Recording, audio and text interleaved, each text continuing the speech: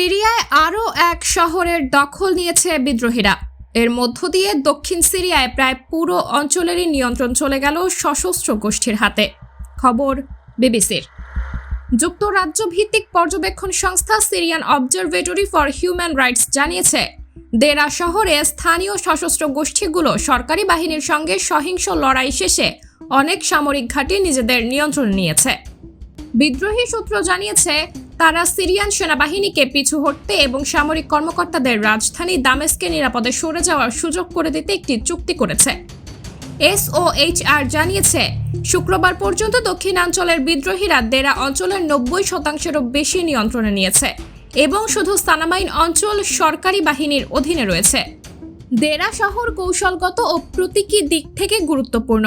এটি একটি প্রাদেশিক রাজধানী এবং জর্ডানের সীমান্তের প্রধান ক্রসিং পয়েন্টগুলোর নিকটবর্তী।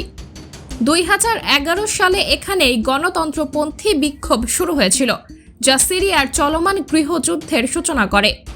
এই যুদ্ধে ইতোমধ্যে 5 লাখেরও বেশি মানুষ প্রাণ হারিয়েছে।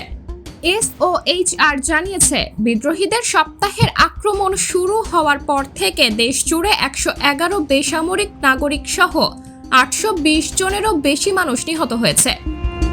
বিদ্রোহীরা গত বৃহস্পতিবার হোমসের উত্তরের হামা দখল করেছে।